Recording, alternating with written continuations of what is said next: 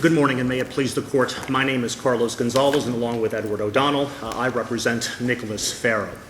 This case comes down to a pure credibility contest. The prosecutor in her closing argument told the jurors, "You have now heard Mr. Ferro's side of the story, or his version of events, and now it's up to you to determine whether you believe it or not." The thrust of our appeal, Your Honors, is that this jury could never have believed that Mr. Ferro acted in self-defense after the state's calculated character assassination. The introduction of evidence pertaining to or reflecting his bad acts or his propensity towards violence ensured that the jury would never view Mr. Ferro as an individual who acted out of self-defense. The first point that establishes this is the tattoo evidence. Prior to trial, the trial court limited the introduction of tattoo evidence. The court very specifically in his written order said, "We are not going to go on a virtual tour of Mr. Ferro's back." That's exactly what happened in this case, however. Beginning with the state's very first witness, Lieutenant David Smith, the state began to elicit detail after detail after detail of Mr. Ferro's tattoo. And this is significant for two reasons. Number one, this was a self-defense case, so identity was not in dispute. Well, let me ask about that. You say that identity was not in dispute, but you would admit that identity is an element that the state was required to prove beyond all reasonable doubt. I don't dispute that, Your Honor. Okay. Was there a stipulation by defense as to identity? And the reason I'm asking is that initially the defendant claimed that he was not involved and he was not there and it was not him. So unless there was a stipulation, wouldn't the state be required to prove identity? The answer is yes, Your Honor, but Mr. Ferro's statement... Was the answer yes, there was a stipulation, or no, there was not a stipulation? I'm sorry, I was answering yes, that the state would have that burden of proof. No, there was no stipulation. But the statement that Judge Rothenberg points to is a statement that Mr. Ferro made way at the beginning, at the time of his arrest. But again, if you don't stipulate to things, then the state is allowed to present evidence of an essential element that they're required to prove. It's like anything. If you have a drug case, and you decide that you don't want to stipulate to the fact that you swallowed the heroin, then the state can call in each and every single person that retrieves the packets of heroin that come out. I don't disagree with that general statement, Judge Lagoa, but I would add a caveat. In this particular case, the state had evidence from John Ray Jackson that he saw Mr. Ferro with respect to the issue of identity, and what caught his eye, what really jumped out about Mr. Ferro was the fact that he had a full back tattoo. Or that he had a gun shaped of Florida and the Cadillac. That came after, Your Honor. If you look at transcript page 1351, I believe that's where John Ray Jackson first says, "I saw Mr. Ferro, and when I saw him, what caught my eye was the fact that this guy's got a full back tattoo. I've got tattoos. I know that's something rare." While he was walking down Duval Street. That's correct, Your Honor. Now, Mr. Ferro, don't forget, also testified at trial. So the issue of his identity in this particular case, and even in opening statements, the jury hears from the defense that this is a self-defense case. So the question of what the state needed to do to prove, if anything, even if there wasn't an absolute stipulation by counsel, the moment that defense counsel gets up in opening and says, Mr. Ferro stabbed Mr. Butler in self-defense, the question of identity at that point is no longer before the jury. We do not contest that Mr. Ferro was the person who stabbed Mr. Butler. The issue with the tattoo is the specific images elicited by the state with respect to the tattoo ultimately become irrelevant and more prejudicial, and the judge realized this in the pretrial proceedings when he said, "We're not going to let the state go on a virtual tour of Mr. Ferro's back." And in fact, if you look at the cross-examination, rather the direct examination conducted by the state, both of John Ray Jackson and also of Lieutenant David Smith, you will see that their intent was to make sure that the jurors understood and saw these particular images. The state of Florida in the shape of a revolver, a smoking gun, the masked man in a fedora, the naked woman in a suggestive pose, the bullets. All of those issues, reflect a desire by the state to ensure that the jurors saw Mr. Ferro as a violent thug. And this is an extreme case, because the Florida Supreme Court, in the case of Poole versus State, and that was a death penalty case, in that case, the Florida Supreme Court reversed at the penalty phase because it found that the reference to a thug life Well, tattoo. let me ask you a question. Is the standard of review not abuse of discretion? It is abuse of discretion, Your Honor. That's correct. So how exactly are we then supposed to reverse this case based on abuse of discretion? Well, Your Honor, I think that the standard of abuse of discretion is not a standard that requires this court to genuflect before the trial court's rulings. And in fact, in cases such as Canacaris, the courts have held that the abuse of discretion standard has to actually coincide with established law. You can't simply disregard the law and make findings and make determinations that are inconsistent, for example, with Poole v. State. Number one. Well, but there is law contrary to your position. There is the Fourth District Court of Appeals case in Flanagan that found no error in requiring the defendant to display the tattoo, and I think they also introduced a picture of it when identity in that case essentially was not an issue either. Well, I cited Flanagan in my initial brief, Your Honor, precisely because I thought the Fourth DCA's case showed the limits of tattoo evidence. The Fourth DCA approved of the use of the tattoo evidence in Flanagan specifically because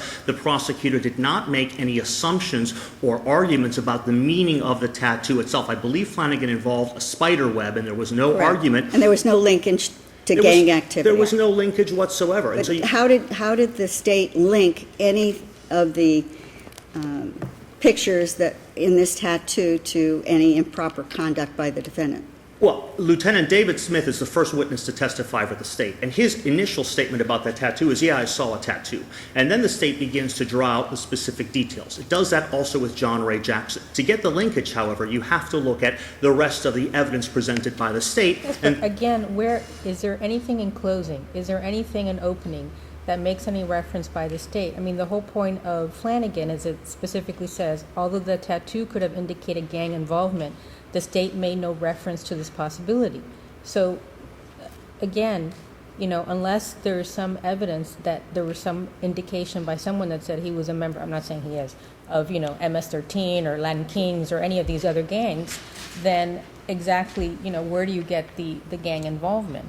Well, Your Honor, in that regard, I think I would cite the court to Dougherty v. State, which is a case that we discuss in connection with the reference to gang violence, which is one of the other issues that we raise. Our position, Your Honor, is the tattoo evidence standing by itself and then taken together with all of the other errors that we have presented to the court under our cumulative error analysis, established that these jurors could not have seen Mr. Ferro as anything other than a violent thug. Right, you had a witness that testified who had tattoos as well. Your Honor, but that witness was not on trial. That witness was not, the jurors were not. I understand, but tattoos now are commonplace in this society, so it doesn't necessarily mean that you're a thug, like you're suggesting here. But the Florida Supreme Court hasn't gone that far yet, Judge Lagoa. The Florida Supreme, I agree with you, tattoos are commonplace. Everyone seems to. I suspect there are probably people in the jury who had tattoos. But of course, those individuals weren't on trial. And what Poole tells us from the Florida Supreme Court is that the possibility that the tattoo may prejudice the jury in its decision-making is sufficient for reversal. Now, Poole, I think, is an instructive case because the harm there is less than what we have here. Poole involved the words thug life. That is a very different situation than what we have here, which is actual depictions of images of violence. Right, but in that case, they specifically wanted to bring it up because the prosecutor said the defense made him look like an angel, and we want to bring up the tattoos to show that, in fact, he's not an angel. But I think it's still. And that's a little different. Are you going to spend the rest of your time on the tattoo? Because No, we Your only Honor. have 10 minutes. So No, Your Honor. if you- No. I will move on then. Very briefly, if you want to reserve any time for rebuttal, because you've used 10 minutes. Your Honor, then I will simply conclude by noting that in addition to the tattoo, the references to the gang, the prior trial, Mr. Ferro's prior bad experience in Key West, as well as the admission of hearsay testimony from Dr. Smith that Mr. Butler told her that he had been stabbed and, quote, did not know why, all contributed to an image of Mr. Ferro as a violent thug who did not act in self-defense but merely stabbed Mr. Butler because he was standing there. Thank you. Thank you very much.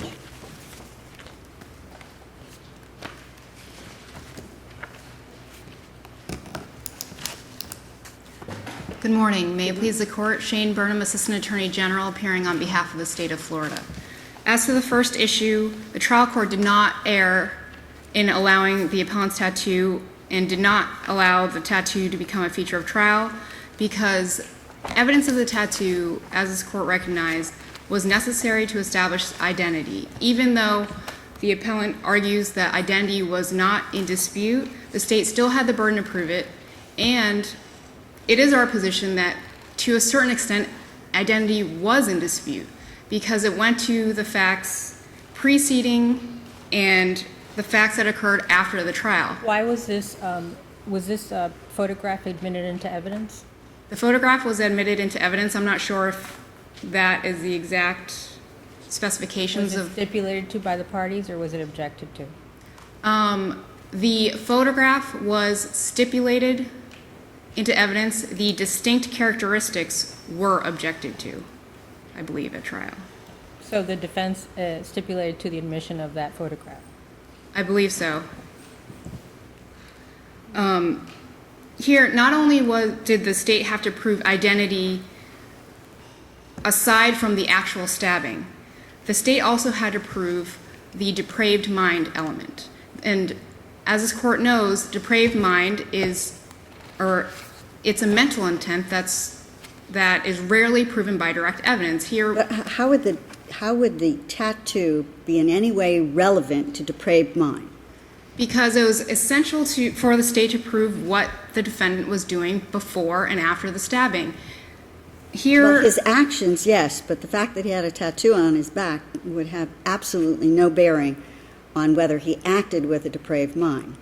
well, it's essential here because we have one witness, John Ray Jackson. He's the only one who testified that he observed the defendant, and how he identified the defendant was through his unique tattoo. But what was the point of that particular witness? I mean, he saw him walking down Duval Street. Is there a particular was there something important about him watching him walk down Duval Street that was relevant? Yes. It was important because it established that the defendant, while his friend Jorge Averoff and Edwards were engaged in a confrontation, it was important to demonstrate that the defendant was nowhere near them, was provoking the fight, was standing on the side with his fist balled up, yelling aggressively. He was the one who observed the victim, who was also just an innocent bystander, unarmed. He observed the defendant yelling, "Let him come to us, let him come to us." And then after the stabbing, he also testified that the defendant said, "See the guy in the yellow shirt?" And he's referring to the victim. The guy in the yellow shirt is going to fall. He's going to fall hard. And those facts were essential to show that the defendant exhibited a depraved mind. This court, in its recent decision in Wychie, which I filed a notice of supplemental authority on, said it's relevant, the defendant's actions before and after the stabbing. And I submit that case is directly on point. So is the 4th DCA's case in Antoine, which... Well, his testimony really was relevant, as you say, to establishing the ill will, hatred, evil intent sort of evidence, because he testified that it looked like he was mad at someone about something. He looked aggravated. He was throwing up his hands, backing up, stating, "Let him come to get us, let him come," and like in a fight type of thing. So his evidence was relevant as to that element of second-degree murder. Correct. And I'd also point out that the tattoo was not a feature of trial. The state did not do a virtual tour. The state did not go into detail after detail as to the defendant's tattoo. In fact, the state only asked 2 witnesses and only came out twice. But what was the point then of the admission of this photograph? I know that the parties stipulated to it, but what was the point of it? Because it went to his identity.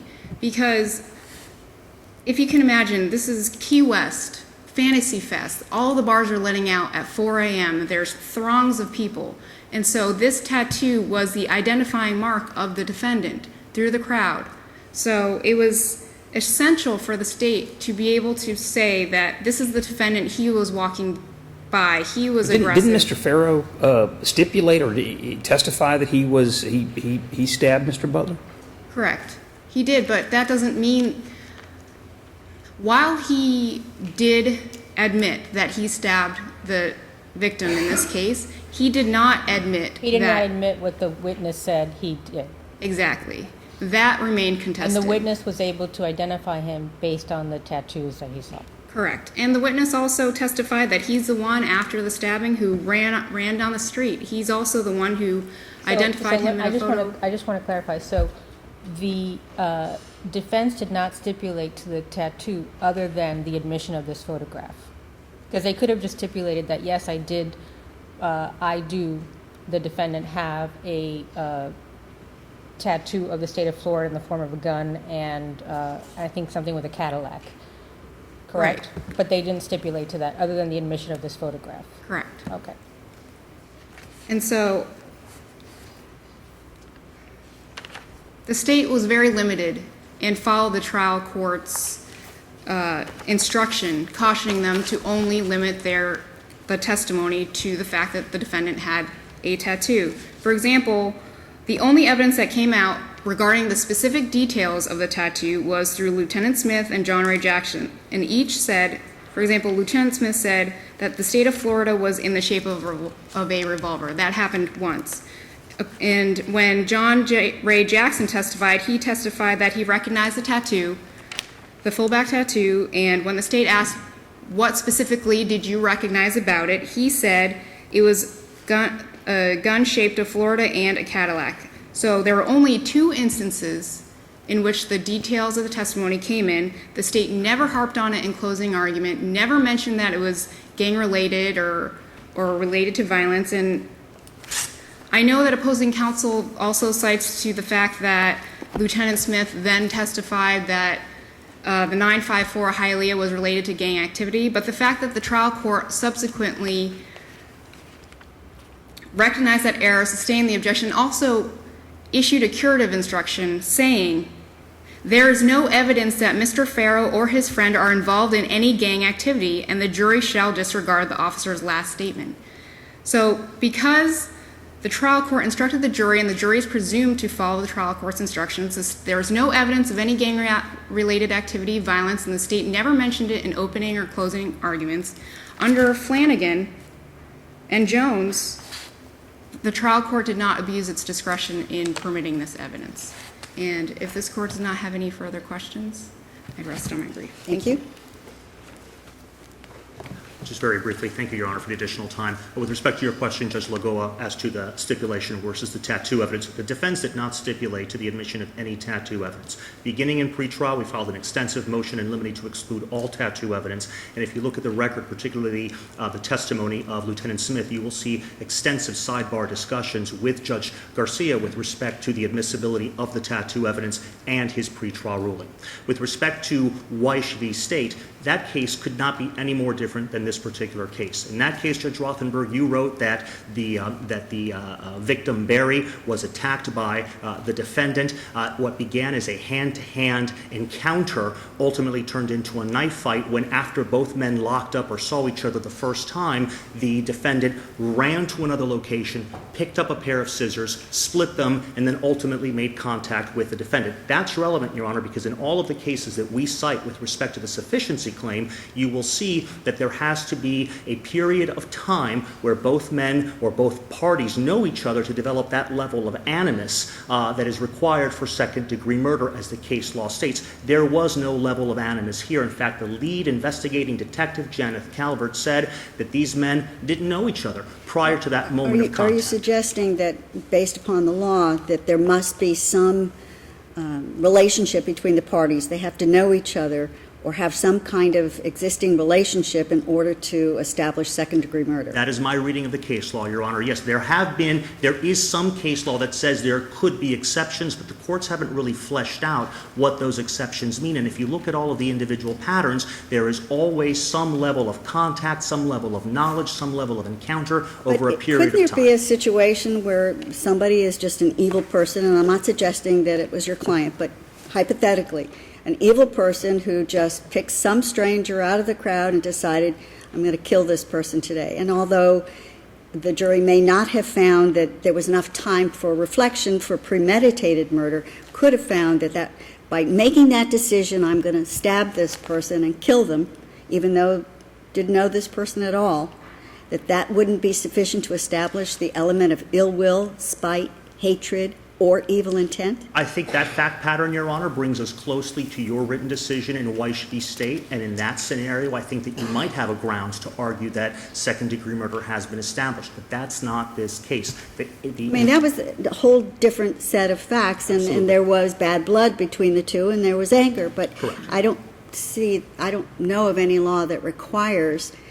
having that element where they knew each other and where there would be time to build up enough anger to commit the crime. I think Light v. State, which is, I believe, the first case that we cite with respect to our analysis, on that point, Your Honor, is instructive on that point, and there are several cases that deal with the time element, I think, that will also support our proposition that in this particular case, because the contact happened so quickly, because both men did not know each other prior to that moment, you don't have second-degree murder.